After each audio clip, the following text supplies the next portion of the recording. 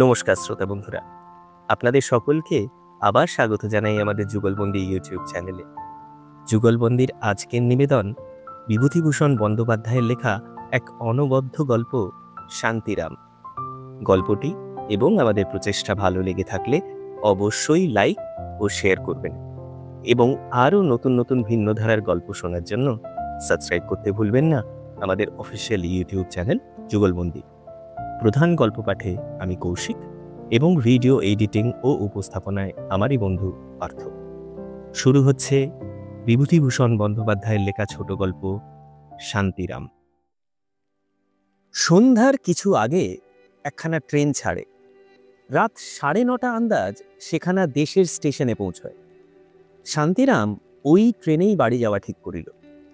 কলে জল আসিয়াছে, ঝরঝর শব্দে চৌবাচ্চায় জল পড়িতেছে। চৌবাচ্চাটা মাঝারি, ক্রমশ ভরিয়া আসিল বলিয়া ভাদ্র মাসের পচা গুমট। স্নান করিয়া লওয়াই ভালো, কাপড় ভিজাইয়া দরকার নাই। গামছা পরিয়া শান্তিরাম অনেকক্ষণ ধরিয়া স্নান করিল। এখনো ঝাড়ুদার আসে নাই। এবেলা ওবেলার উচ্ছিষ্ট ভাত, শাকের চিবানো ডাটা, মাছের কাঁটা ঝাঁঝরির ড্রেনের মুখে পড়িয়া জলের স্রোত আটকাইতেছে। দেখিলে গা কেমন করে, কি নোংরা! কিন্তু এই নোংরা আস্তাকুড়ের মধ্যে আজ 7টি মাস বাস করিয়াও পয়সা হইল কই? সে সব সহ্য করিতে পারিত যদি হোটেলটা হইতে কিছু পয়সা আসিত। ভূপেনবাবু অফিস হইতে ফিরিয়া রান্নাঘরের পাশের ছোট্ট ঘরের চাবি খুলিল। ঘরটার সামনে চালের বস্তা, ডালের বস্তা, বেগুন পটলের ধামা, শুকনা বিলাতি কুমড়া, আধনাগরি আখের গুড়, একটা ছোট্ট 2.5 সেরা টিনে অর্ধেক ভর্তি সরিষার তৈল। বাজে হোটেলের মতো যা তা তেল এখানে ব্যবহার করা হয় না। রামগোপাল মিলের মোহন মার্কা খাঁটি সরিষার তৈল। কিন্তু এতেও হোটেল চলিল না। ভূপেনবাবু কলতলায় হাত পা ধুইয়া আসিল, কাঁধে গামছা, পায়ে খড়গ। চটির দাম বেশি, বেচারি 25টি টাকা মাহিনা পায়। ট্রাম কোম্পানির অফিসে কাজ করে। ঘরের ভাড়া দেয় 4 টাকা। পাইস হোটেল এটা, তবুও ভূপেনবাবুর সঙ্গে মাসিক বন্দোবস্ত আছে। ঘর ভাড়া বাদে 11 টাকা। ভূপেনবাবু বলিল, শান্তিরাম বাবু, আপনি নাকি আজ চললেন না? কি কি করি বলুন? এতদিন তো চেষ্টা করে দেখলাম, কিছুই যখন হলো না তখন থেকে আর লাভ কি? খাবই বা কি? কেন? আপনাকে এরা রাখবে না? আমার পোষাবে না। আমি ছিলাম হোটেলের মালিক, আর এখন ওদের তাবে আমাকে 7 টাকা মাইনে আর খোরাকিতে খাটতে হবে। আর ওই যে নিধিরাম বাবু, ওহ, এমন মানুষ যদি দুটি! বললাম আর 25টা টাকা বেশি দাও গিয়া, দেনার দায় নয় আমার হোটেল বিক্রি হচ্ছে, তা বলে আমায় ফাঁকি দিয়ে তোমাদের ভালো হবে? হোক, ভগবান মাথার উপর আছেন, তিনি দেখবেন। সমস্যায় না হয় পড়েছি মশাই, চিরকাল এমন দিন থাকবে না, তাও বলে দিচ্ছি। বাড়িতেই এখন থাকবেন? দেখি কি হয়। পয়সা যা পেলাম হোটেল বিক্রি করে, তা গেল পাওনাদারের দেনার পেছনে। মিথ্যে বলবো কেন ভূপেনবাবু? আমি আমার ছোট ভাইয়ের মতো 7 টাকা আর রেল ভাড়া এই নিয়ে দেশে যাচ্ছি। তাতে আর কদিন চলবে সেখানে?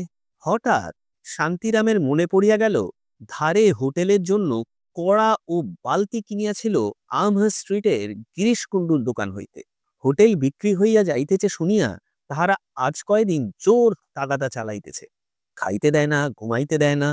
তাহাদের বি সরকারকে আজ সন্ধ্যার সময় আসিতে বলা হইয়াছে।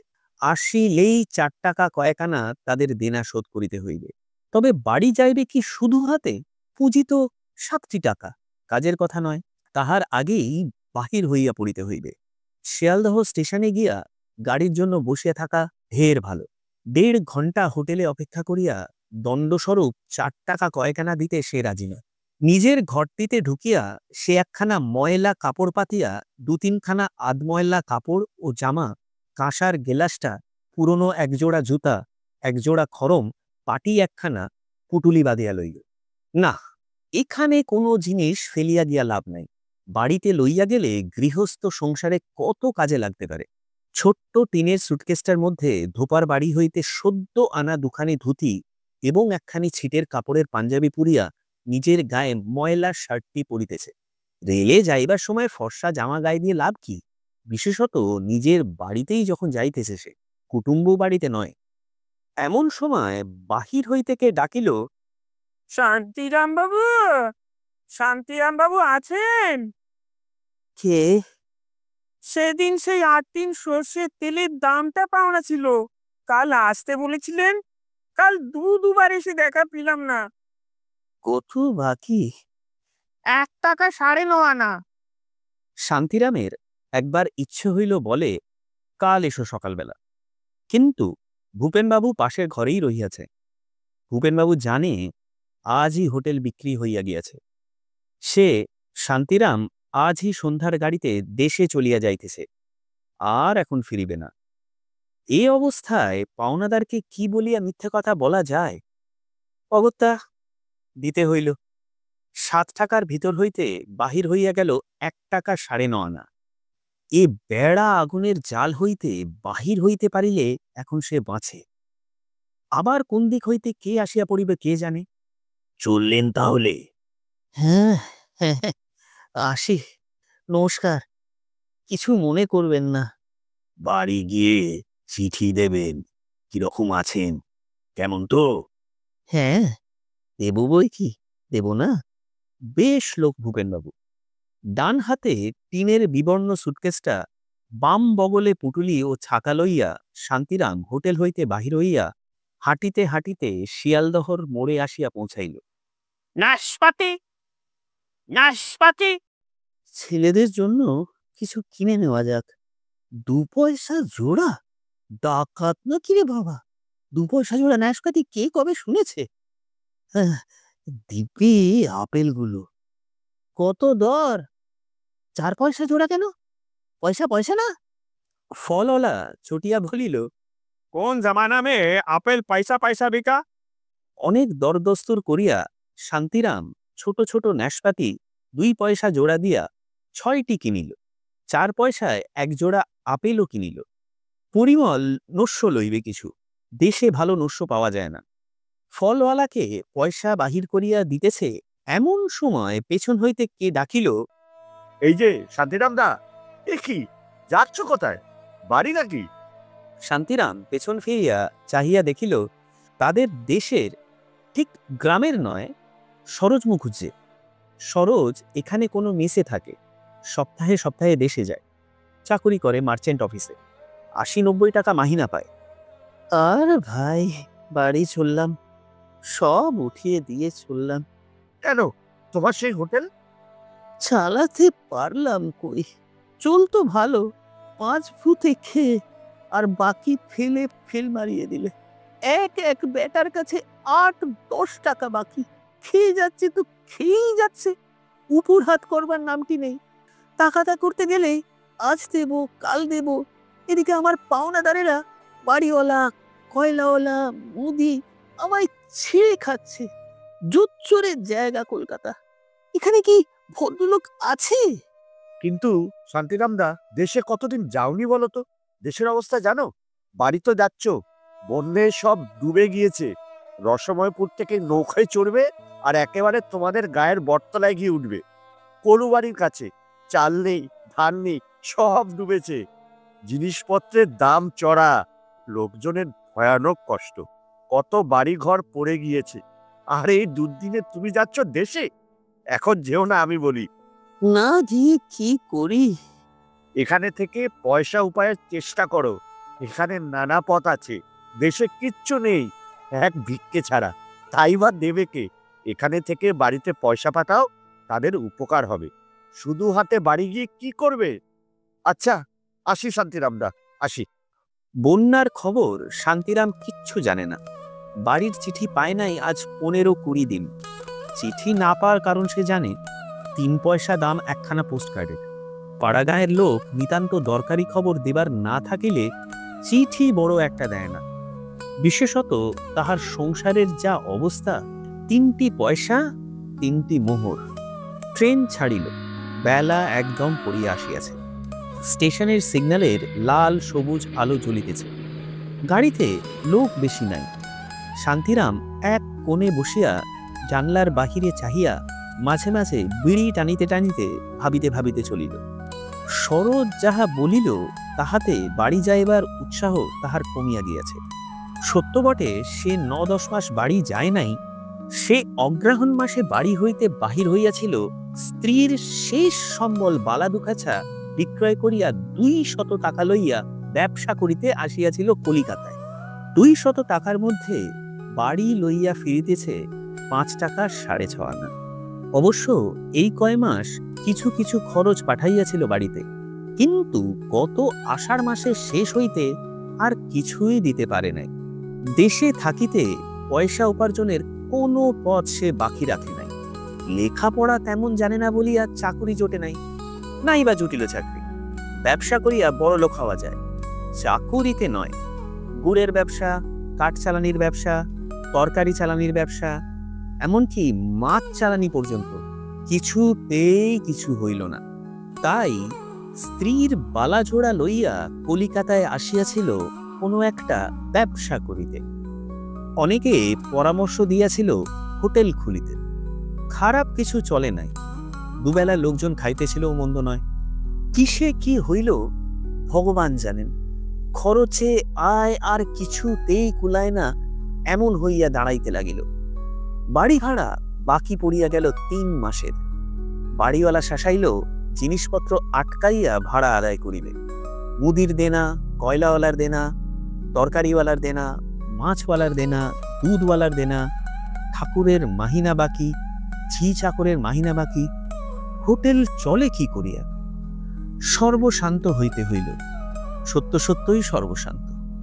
এতটুকু সোনার গুড়া নাই ঘরে, এই কটি টাকা মাত্র সম্বল। বাড়িতে পা দিলেই চৌকিদারি, ট্যাক্সের তাগাদা, সেখানেও মুদির দেনা, গোয়ালার দেনা। তাহার ওপর দেশের অবস্থা যেরকম শোনা গেল, সব কিছু ডুবিয়া দিয়াছে। জিনিসপত্রের চড়া দাম, ধার মেলা দুষ্কর হইয়া উঠিবে এ বাজারে। স্ত্রীপুত্র হয়তোবা উপবাসে দিন কাটাইতেছে। নীরদা কত আশা করিয়া আছে পুজোর সময়, আর ৩-১৭ বাকি পুজোর। স্বামী কলকাতা হইতে সকলের জন্য নতুন কাপড় এবং টাকা কড়ি লইয়া বাড়ি ফিরিবে। নীরদাকে এক দিনের জন্য খুশি করিতে পারে নাই সে। বিবাহ করিয়া পর্যন্ত অভাব অভাব অভাব আর ঘুচিল না কোনোদিন। অদৃষ্ট, তাহার অদৃষ্ট না নীরদার অদৃষ্ট? দুজনেরই। দেশের স্টেশনে নামিয়া সহযাত্রীদের মুখে শুনিল পায়ে হাঁটিয়া গ্রামে পৌঁছানো যাইবে না। মাতুগঞ্জের বড় বিল ভাসিয়া রাস্তার উপর এক কোমর জল। এত রাত্রে নৌকোই বা পাওয়া যায় কোথায়? চিলমারির নবীন কলু তাহাদের মুদির দোকানের জন্য কলিকাতায় মাল কিনিতে গিয়াছিল। সে ৩ বাক্স দেশলাই ও ২-৩টি মিছরির কুদো লইয়া বড় বিপন্ন হইয়া পড়িয়াছে। এই যে দাদা ঠাকুর, কলকাতা থেকে এলেন বুঝি? এই গাড়িতে এলেন? কই দেখিনি তো। এখন কি করে যাই বলুন তো? একটা লোক নেই স্টেশনে। নৌকো থাকবার কথা বলা ছিল, কই কাউকে তো দেখছি না। আপনিও তো যাবেন? ওদিকে সব জলে জলময়। একজন কুলি তাহাদের জিনিসপত্র ঝাঁকায় করিয়া লইয়া যাইতে রাজি হইল। কুলিটির মুখে শোনা গেল স্টেশন ছাড়িয়া যে বড় মাঠ, কিছু দূর গেলে সেই মাঠের ধারে জেলেদের নৌকো ভাড়ার জন্য মজুদ আছে। মাঠ জলে ভাসিয়া সমুদ্রের মতো দেখাইতেছে। শুধু বাবলা গাছ ও অন্যান্য গাছপালার খানিকটা করিয়া জায়গা আছে মাত্র। শান্তিরাম অবাক হইয়া চারিদিকে চাহিয়া দেখিতে লাগিল। বলিল, হ্যাঁ নবীন, এরকম বন্যে তো আমাদের জ্ঞানে কখনো দেখিনি। এ কি হয়েছে? এই যে চেনা যায় না কিছু। গায়ের মধ্যে জল ঢুকেছে নাকি? বাড়ি পৌঁছাইতে রাত ১১টা বাজিয়া গেল। সবাই ঘুমিয়া পড়িয়াছে। শান্তিরাম ছোট ছেলের নাম ধরিয়া ডাকাডাকি করিতে নীরদা উঠিয়া তাড়াতাড়ি ঘরের দোর খুলিয়া বাহিরে রোয়াকে আসিল।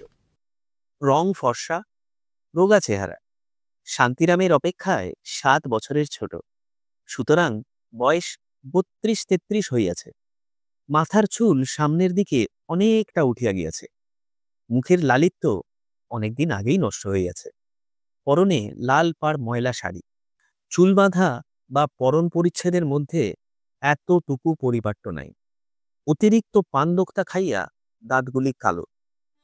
এত রাত্রিরে কোন গাড়িতে এলে? দাও দাও ওগুলো আমার হাতে। বাবা, একখানা চিঠি না পত্তর, ভেবে মরছি। সতুরাজ আবার 3 দিন জ্বর আর পেটের অসুখ, বুলুর একটা ফোড়া হয়ে কষ্ট পাচ্ছে। ভাবছি আজকালের মধ্যে একখানা পত্তর দেব। তার উপর চারিদিকে জল, হাট বাজার করে এনে দেবার লোক পাচ্ছি নে।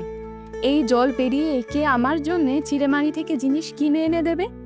এলে বাঁচলাম, কি আতান্তরে যে পড়েছি। তার উপর এদিকে হাতে। ও বুলু, কি বলছে শোন। এই যে যাই, চেঁচিও না। কে এসেছে দেখ। তোমার শরীর ভালো আছে? এতে আপেল আর নাশপাতি আছে। সতুকে বুলুকে দিও, খুকিকে দাও এই লেমন জুস, কলা আর কমলা লেবু। খুকি ভালো আছে তো? চলো চলো ঘরে চলো। দাঁড়াও একটু, আলোটা জ্বালি। ঘরে অন্ধকার, সামনেই সব শুয়ে আছে, মারিয়ে চটকে দেবে। খানিক পরে শান্তিরাম সুস্থ হইয়া বসিয়া তামাক খাইতেছে। ছেলেমেয়েরা তাহাকে ঘিরিয়া বসিয়া কেহ আপেলের টুকরা, কেহ লেমন জুস খাইতেছে। নীরদা স্বামীর জন্য ভাত চড়াইতে গিয়াছে রান্না করে। নীরদা নিশ্চয়ই ভাবিয়াছে সে না জানি কত টাকা লইয়া ঘরে আসিয়াছে। নীরদাকে কিছু বলা হইবে না, এখন না বলাই ভালো। মিথ্যা আশায় রাখিয়া লাভ কি? নীরদার মুখে আনন্দ ও উৎসাহ যেন ধরিতেছে না, কষ্ট হয় বলিতে। নীরদা, যা ভাবছ তা নয়। আমার হোটেল বিক্রি করে দিয়ে চলে এলুম। সর্বশান্ত হতে হয়েছে।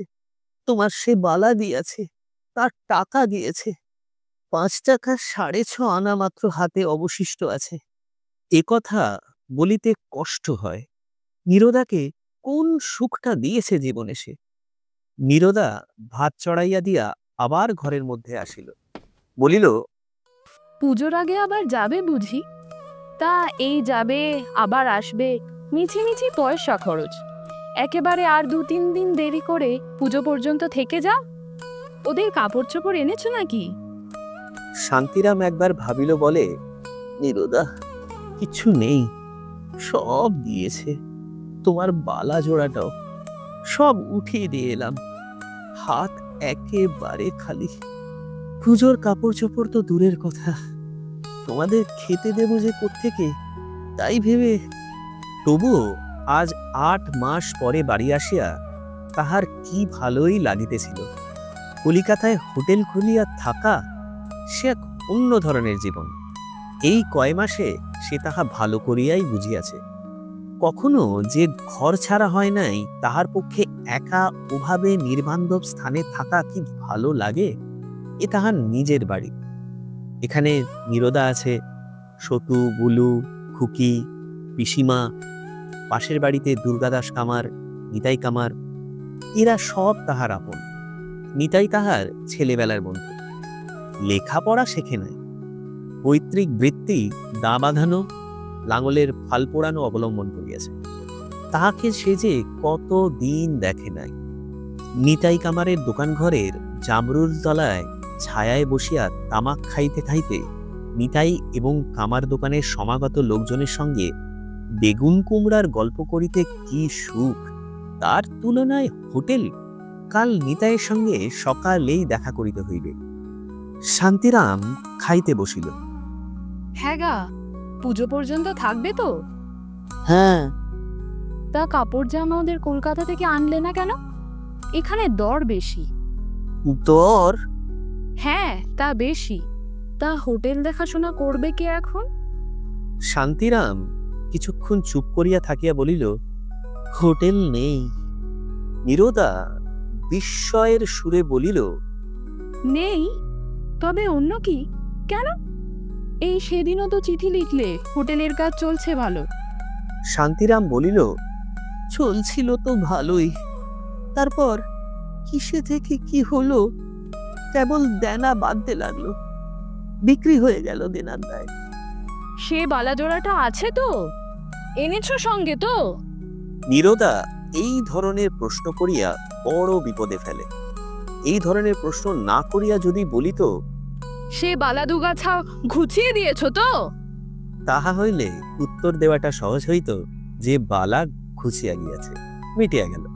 এতখানি আশা ভরা প্রশ্নের উত্তরে তাহাকে এমন না, সংসার করা এত বিপদ জানিলে সে বিবাহ করিত না। বিবাহ সে ইচ্ছা করিয়া করেও নাই।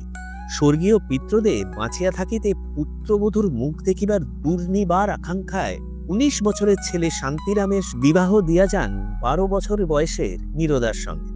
ইয়ে, বালা কোথায় নীরদা? বালা বিক্রি করেই তো হোটেল খুলেছিলুম। নীরদা হঠাৎ নিজের গালে চর মারিতে মারিতে বলিতে লাগিল, ও মা, আমার কি হবে? ও মা গো, আমার কি হবে?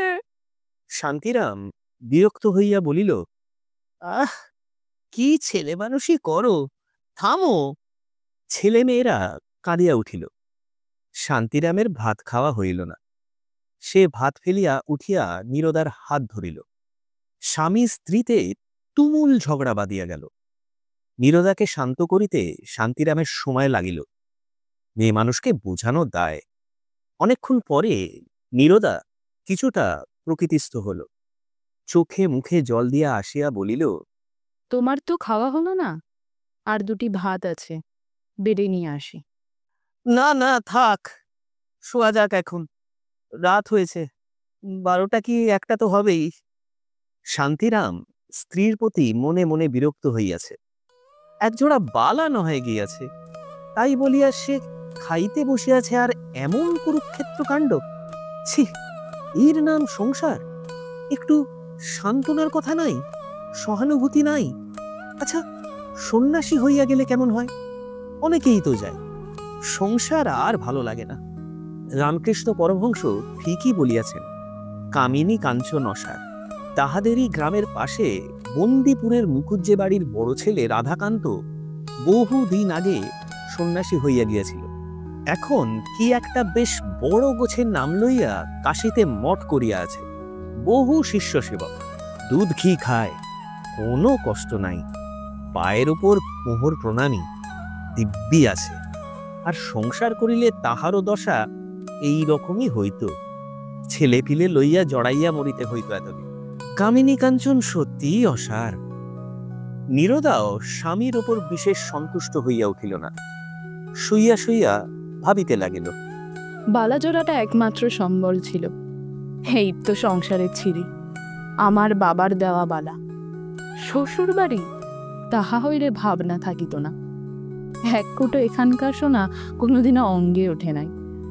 কি বিবাহই দিয়াছিলেন বাবা, অকর্মণ্য। আসল কথা এই যে অকর্মণ্য স্বামী। কত পুরুষ মানুষ কত কাজ করিয়া পয়সা রোজগার করিতেছে, গরিব অবস্থা হইতে বড় লোক হইতেছে। আর আমার স্বামী যাহা ঘরে আছে বা ছিল, তাহাও ঘুচাইয়া নিশ্চিন্ত হইয়া বাড়ি আসিয়া বসিল।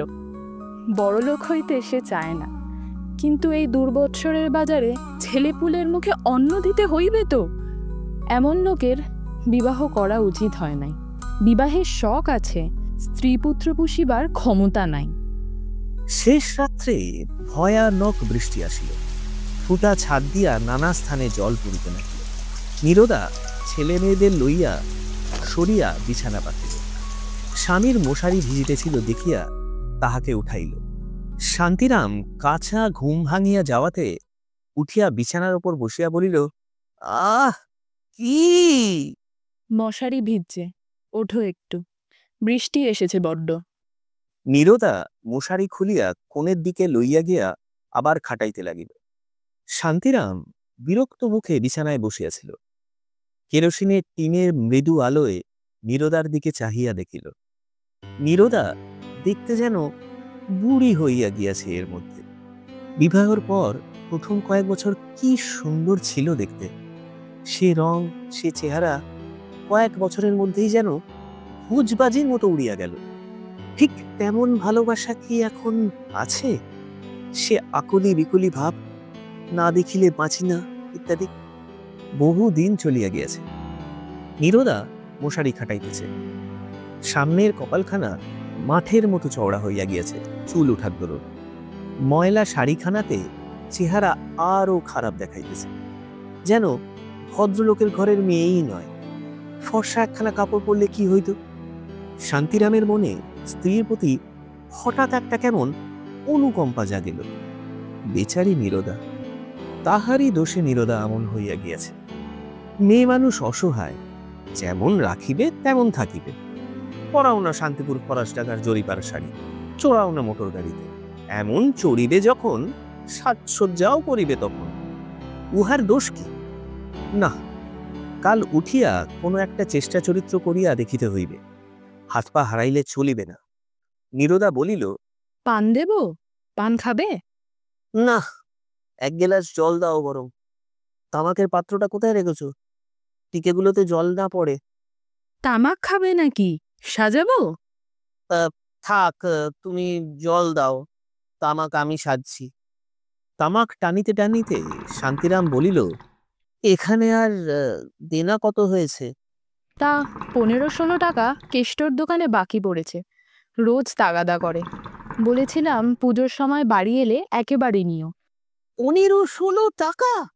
এত ধার জমলো কি করে? নীরদা একটু ঝাঁজের সহিত বলিল, জমবে আর কি করে? 4 মাস যে বাড়িতে উপর হাত করনি সে কথা মনে আছে? চালাচ্ছি কি করে তবে? তবুও আমার কথায় চাল ধার দেয়, নইলে পাড়ায় ধার দেওয়া দোকান থেকে বন্ধ করে দিয়েছে। এই কথাটিতে শান্তিরামের দুর্ভাবনা আবার বাড়িয়া গেল। একটা টাকা যাহার কাছে একটা মোহর বর্তমানে, তাহার মুদির দোকানে 15-16 টাকা বাকি। না শোধ করিলে অবশ্যই চলে এবং চলিত, কিন্তু বর্তমানের অসহায় অবস্থায় দোকান হইতে ধারে জিনিসপত্র না লইলে চলিবে না, এবং লইতে গেলেই পূর্বের দেনার কিছু অংশ শোধ করিতেই হইবে। নীরদা বলিল, শুয়ে পড়ো এখন, ভেবে আর কি হবে? যা হবার হবে। নীরদার এই কথাটা আবার শান্তিরামের বেশ লাগিল। নীরদার মনে ভালোবাসা আছে, দুঃখ হোক কষ্ট হোক, নীরদার মুখখানা দেখিলে তবুও যেন অনেকটা শান্তি। নীরদা বলিল, ওগো শোনো, তোমাদের গায়ের পশুপতি মুখুজ্জি কে ছিল? পুকুর ধারের ওই যে বড় দোতলা বাড়িটা, ও তো আমার বিয়ে হয়ে পর্যন্ত পড়েই আছে ওইভাবে। ওই বাড়ির লোক এসেছে। আজ পুকুরের ঘাটে গিয়ে দেখি গাড়ি করে নামলো। একজন ছোকরা, এক 16-17 বছরের মেয়ে, এক বুড়ি, বোধ হয় ওদের মা। মেয়েটা আইবুড়ো, বেশ দেখতে। ওরা পশ্চিমে থাকতো না? শান্তিরাম বলিল, পশুপতি দাদার বাড়িতে? তা হবে। পশুপতি দাদা তো মারা গিয়েছেন আজ 7-8 বছর। তার ছেলে শুনেছি ইঞ্জিনিয়ার। এতকাল পরে দেশের কথা মনে পড়েছে বোধহয়। লখনৌ না কানপুর কোথায় থাকে। কোনো জন্মে তো আসতে দেখিনি। বাড়িটা তো ভাঙাচোরা, থাকবে কি করে ও বাড়িতে? পরদিন সকালে শান্তিরাম বাহিরের ঘরে বসিয়া আছে। এমন সময় 25-26 বছরের একটি সুদর্শন যুবক আসিয়া তাহাকে প্রণাম করিয়া বলিল, কাকা, চিনতে পারেন? শান্তিরাম বুঝিল এটি পশুপতি মুখুজ্জের ছেলে, যাহার কথা রাত্রে হইতেছিল। বলিল, এসো বাবা এসো। তোমার খুড়িমা বলছিলেন তোমরা কাল এসছো। তোমার বাবার সঙ্গে আমার যথেষ্ট। আহা, পুণ্যাত্মার লোক, তোমাদের রেখে স্বর্গে চলে গিয়েছেন। বসো বাবা, বসো বসো বসো। বৌদিও এসেছেন নাকি? না, মায়ের শরীর ভালো নেই। সঙ্গে এসেছেন আমার এক সম্পর্কের মাসিমা। আমি কখনো গায়ে আসিনি, কাউকে চিনি নে, সকলের সঙ্গে আলাপ করে বেড়াচ্ছি। দেখুন, এই বাপ ঠাকুরদার দেশ, অথচ কাউকে চিনি নে। বাড়িটা নষ্ট হয়ে গিয়েছে একেবারে। কাল সারা রাত্রির বিছানায় জল পড়েছে।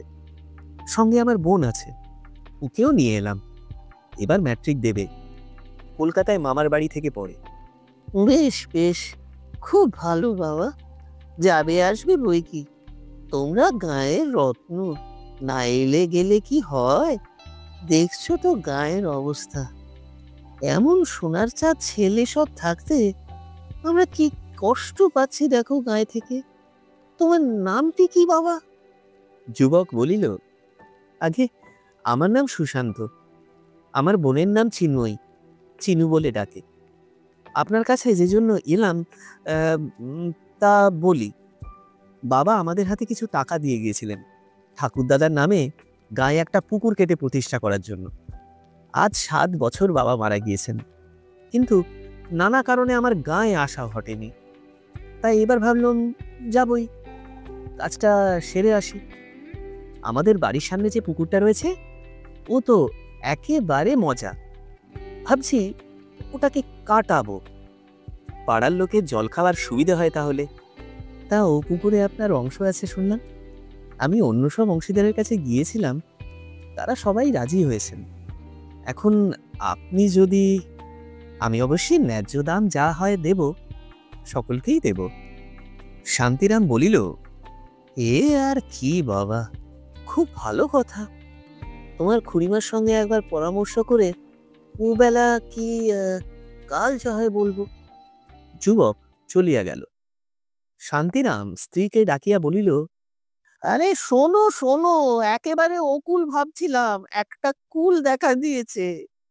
তারপর পুকুরের ব্যাপারটা বর্ণনা করিয়া বলিল, মজা এদো পুকুর পড়ে আছে শ্যাওলা হয়ে, কখনো কিছু তো হয় না। যা পাও 25 টাকাও দেবে, ভগবান জুটিয়ে দিয়েছেন। ভালোই ভালোই শুকে গেলে 5 পয়সার হরির লুট দিও। দুপুরের পর পশুপতি মুখুজ্জের মেয়েটি শান্তিরামের বাড়ি বেড়াইতে আসিল। নীরদাকে প্রণাম করিয়া বলিল, কাকিমা, আপনার সঙ্গে আলাপ করতে এলাম। নীরদা কাঁথা সেলাই করিতেছিল। তাড়াতাড়ি উঠিয়া মেয়েটির চিবুক ছুঁইয়া আদর করিয়া বলিল, এসো মা আমার, এসো, বসো। গরিব কাকার বাড়ি, তোমায় মাঝে কোথায় বসাই? এই আসনখানাতে বসো মা। দুজনে ভাবসাব খুব শীঘ্রই হইয়া গেল। মেয়েটি বেশ সুন্দরী, সারা দেহে যেন একটা গতির হিল্লোল, ছিপছিপে গরম, মাথায় এক রাশ চুল, একটু নামাইয়া এলানো খোপা বাঁধা, সাদা সিধে ধরনের শাড়ি ব্লাউজ পরনে। হাসি ছাড়া যেন কথা কহিতে পারে না মেয়েটি।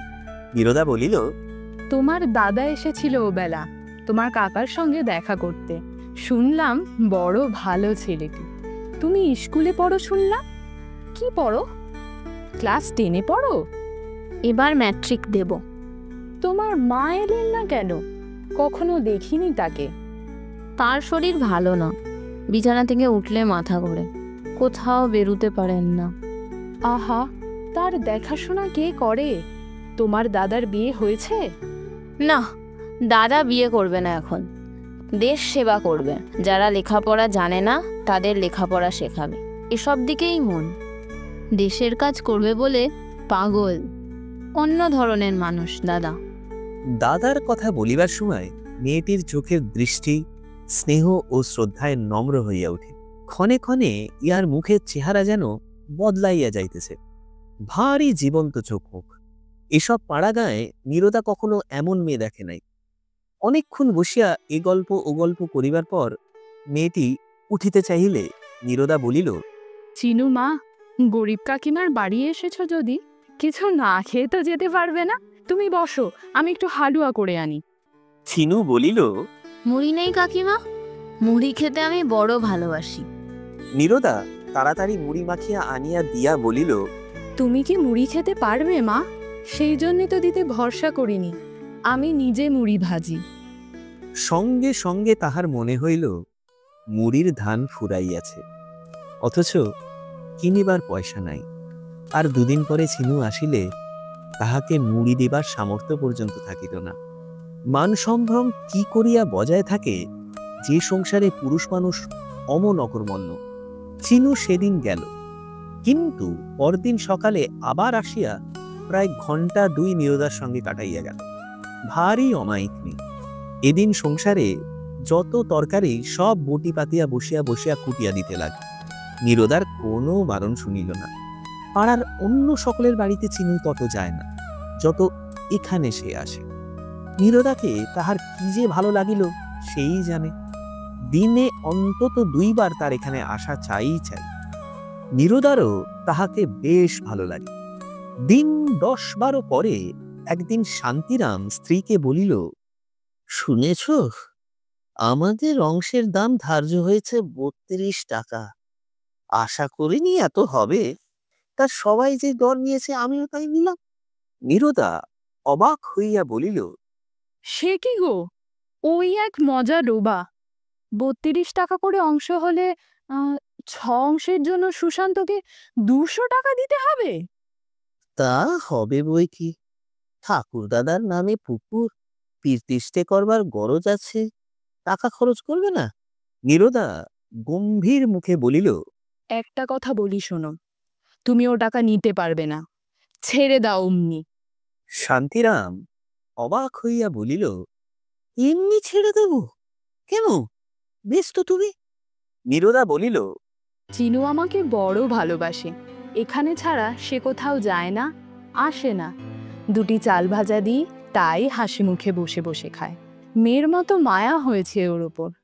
ওদের কাছ থেকে তুমি ওই ডোবা বেচে টাকা নিতে পারবে না, আর যে টাকা ন্যায্য নয় তা কখনো তুমি নিতে পারবে না। তবে চলবে কি করে শুনি? এ টাকা ছাড়লে কিসে থেকে কি হবে? তা যাই হোক, ওরা বড় মানুষ বটে, কিন্তু গায়ে সবাই ওদের ঠকিয়ে নিচ্ছে ছেলে মানুষ পেয়ে। তা বলে তুমি নিতে পারবে না, এতে আমাদের ভাগ্যে যা আছে। তুমি নিলে আমি অনর্থ বাঁধাবো বলে দিচ্ছি। স্ত্রীকে শান্তিরাম ভয় করিত, কাজেই যখন অন্য শরিকেরা ডোবার অংশের দাম কড়ায় গন্ডায় বুঝিয়া নিল, শান্তিরাম কিছুতেই টাকা লইল না। সুশান্তকে বলিল, পশুপতি দাদার ইচ্ছেতে তার বাবার নামে পুকুর হবে, আমি তাতে টাকা নিতে পারবো না। এমনি লিখে দিচ্ছি আমার অংশ, এ অনুরোধ করো না বাবা। রাত্রে সে স্ত্রীকে বলিল, কথায় বলে না, স্ত্রী বুদ্ধি। তুমি টাকা নিতে দিলে না, এখন করো উপোস। 32 টাকায় 2 মাস ভাবতে হতো না। এখন আমি কোথা থেকে কি করি? এই পুজো আসছে সামনে, অন্তত ওদের কাপড় কিনে দিতে পারতাম তো। নীরদা বলিল, ফাঁকি দিয়ে টাকা আদায় করে সে টাকায় আমার ছেলে মেয়ে কাপড় কিনতে হবে না। ওরা কাপড় এবার না হয় পরবে না, যেমন চিনু তেমনি ওর দাদা। ওরা ছেলে মানুষ, ওদের কাছ থেকে দম দিয়ে অন্যায্য টাকা আদায় করে কদিন খাবে? বেশ করেছো, ছেড়ে দিয়েছো। টাকাটা হাতছাড়া হওয়াতে শান্তিরাম দুঃখিত হইল বটে, কিন্তু স্ত্রীর এ নতুন মূর্তি তাহার কাছে লাগিল ভালো। সোনার বালার শোকে স্ত্রীর যে মূর্তি দেখিয়াছিল, ইহা তাহার বিপরীত। নীরদা না, বেশ লোক, এ জিনিস যে আবার নীরদার মধ্যে আছে, বলিল, শোনো, ও পাড়ার মহেশ দাদা তো আর এক শরিক, আমায় ডেকে পরশু বলেছে। হ্যাঁ, তোমরা নাকি 32 টাকা করে অংশ ধার্য করেছ। আমি আমার অংশ 50 টাকার কমে দেব না। ওদের গরজ পড়েছে, বড়লোক, যা চাইব তাই দিতে হবে। ও খাস ব্রহ্মোত্তর, ছাড়বো কেন অত সহজে? সত্যি যা বলেছ, সুশান্তকে ভালো মানুষ পেয়ে ওরা ফাঁকি দিয়ে বেশি টাকা আদায় করেছে। করে থাকে করেছে, যার ধর্ম তার কাছে। ও টাকা কতদিন খেতে, ও কথা বাদ দাও। পুকুর কাটিয়ে দেবে ওরা 1 গাদা টাকা খরচ করে, কিন্তু জল খাবে পাড়ার 5 জনেই তো। ওরা সেই পশ্চিম থেকে কিছু পুকুরে জল খেতে আসছে না, আমাদের সুবিধের জন্যই ওরা করে দিচ্ছে। চিনু বলেছিল ওর দাদা পরের কাজে, দেশের কাজে বড় মন দিয়েছে, বেশ ছেলেটি। পূজার দিন কয়েক বাকি। সুশান্ত সন্ধ্যার সময় শান্তিরামের বাড়ি আসিল, বলিল, কাকা, আমরা কাল চলে যাচ্ছি পশ্চিমে, আমার ছুটি ফুরিয়ে এসেছে। আপনার উপর একটা ভার দিয়ে যেতে চাই। পুকুর কাটানোর ভারটা আপনি নিন। গায়ের মধ্যে আপনি অনেস্ট লোক দেখলুম। চিনুর মুখে আপনাদের সব কথা আমি শুনেছি। একটা প্রস্তাব আছে আমার, যদি কিছু মনে না করেন তাহলে বলি। আমি এই পুকুর কাটানোর আর আমাদের জমি জমা বাড়িঘর এখানে যা আছে তা দেখাশুনো করার জন্য মাসে আপনাকে 15 টাকা দেব। পুকুর কাটানো হয়ে গেলে আমাদের বাড়িটা মেরামত করবার ভারও আপনার ওপর থাকবে। আমি টাকা পাঠিয়ে দিয়েই খালাস হব। মাঘ মাসের দিকে মাকে নিয়ে এসে পুকুর প্রতিষ্ঠা করে যাব। বলুন কাকা, এতে আপনি রাজি আছেন? রাজি না হলে ছাড়ছি নেই। গায়ে আর লোক নেই, আর আমাদের যাওয়ার আগে আপনার 2 মাসের টাকা দিয়ে যাব। কেননা পুজো আসছে, খরচপত্র আছে তো। পুকুর কাটার দরুনও আপাতত 100 টাকা আপনার হাতে দিয়ে যেতে চাই। আপনাকে সকলে গায়ে বলে হোটেলওয়ালা বামুন, কিন্তু দেখছি আপনিই খাঁটি লোক। শান্তিরামের মাথা ঘুরিয়া গেল।